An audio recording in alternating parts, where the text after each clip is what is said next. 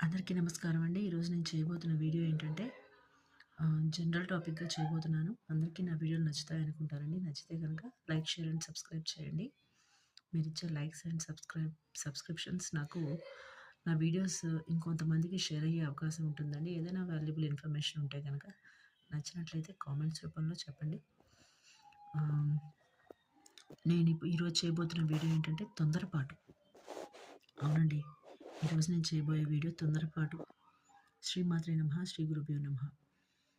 ఆహ్, ఈ రోజుల్లో ప్రతి మనిషి, అసలు తొందరపాటు అనేది మొదలైందే మనిషితోనేమో అనిపిస్తుందండి. ఎందుకంటే ప్రతి ఒక్కళ్ళు చిన్న దగ్గర నుంచి పెద్దల వరకు అందరూ తొందరపాటు, తొందరపాటు, తొందరపాటు.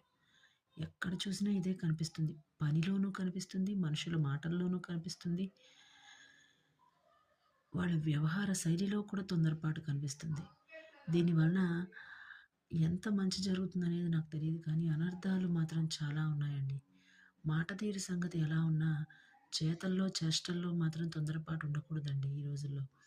ఎందుకంటే, ఫస్ట్ ఆఫ్ ఆల్ ఇప్పుడు చిన్న పిల్లల సంగతి చూసుకుందామండి. ఏంటంటే, ఇప్పుడు ఈ పిల్లలందరూను తొందరపాటుతో ఈ వీడియోలు కావచ్చు, లేదంటే ఆహ్, టీవీలో వచ్చే రకరకాల ఇన్ఫర్మేషన్‌కి సంబంధించిన ఏవేవో వీడియోస్ చూస్తూ ఉంటారు. లేకపోతే ఈ ఫ్రీ ఫైర్ వీడియోస్ ఇవన్నీ చూస్తూ ఉంటారు.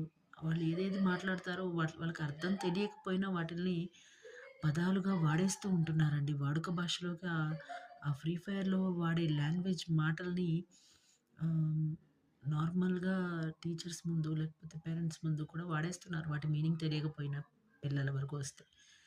అంతవరకు అయితే పర్వాలేదు.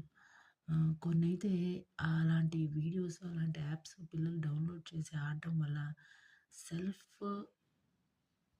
మైండ్‌కి సంబంధించిన కంట్రోల్ ఉండకుండా పిల్లలు తొందరపాటుతో ఏ పనైనా చేయడము, లేకపోతే అఘాయిత్యాలకు పాల్పడడం ఇలాంటివి జరుగుతున్నాయండి.